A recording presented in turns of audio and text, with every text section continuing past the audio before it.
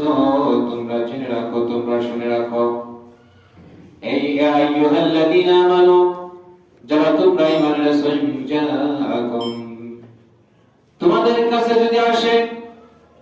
ফাসিকুম বিনাবাইন, কোন ফাসিক ব্যক্তি কোন সংবাদ তথ্য নিয়ে আসে, ফাতাবায়ানু, ওই তথ্য তোমরা অবশ্যই গ্রহণ করবা, সেটাকে বিশ্লেষণ করার পর, আন তুসিবু কওমান বিজাহালাতিন,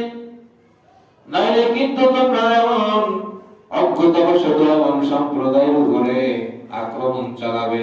ফাতুসবিহু আলা মা ফাআলতুম নাদিমিন, পরবর্তীতে যখন এই আক্রমণ চালাবে, আক্রমণ চালানোর পরে তোমরা যখন বুঝতে পারবা, তখন এই আক্রমণ চালানোর কারণে তোমরা লজ্জিত এবং লাঞ্ছিত হবা। ওয়া'লামু আন্না ফীকুম রাসূলাল্লাহি, তোমরা জেনে রাখো অবশ্যই বিশ্বনবী মুহাম্মদুর রাসূলুল্লাহ সাল্লাল্লাহু আলাইহি ওয়াসাল্লাম তোমাদের মধ্যে রয়েছেন। লাউ ইতিউকুম,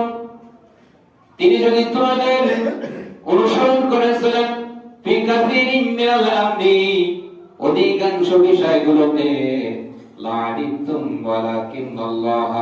অবশ্যই তাহলে তোমরাই ক্ষতিগ্রস্ত হবা, কিন্তু আল্লাহ রাব্বুল আলামিন ভালোবাসা সৃষ্টি করে দিয়েছেন তোমাদের ঈমানের মধ্যে, ওয়াসাইয়ানাহু, এবং সুসজ্জিত করেছেন, সাজিয়ে দিয়েছেন, ফি কুলুবিকুম, তোমাদের অন্তঃকরণকে, ওয়াকাররাহা ইলাইকুমুল কুফরা ওয়াল ফুসুকা, এবং তিনি অসন্তুষ্টির ভাব সৃষ্টি করে দিয়েছেন তোমাদের দিলের মধ্যে কুফরের প্রতি এবং ফাসিকের প্রতি, ওয়াল ইসয়ান, এবং সীমা লঙ্ঘন করার প্রতি, উলাইকা হুমুর রাশিদুন, আর এই অবস্থা যাদের অন্তরের মধ্যে সৃষ্টি হবে, ওরাই হলো সঠিক পথের পথিক। সম্মানিত হাজির,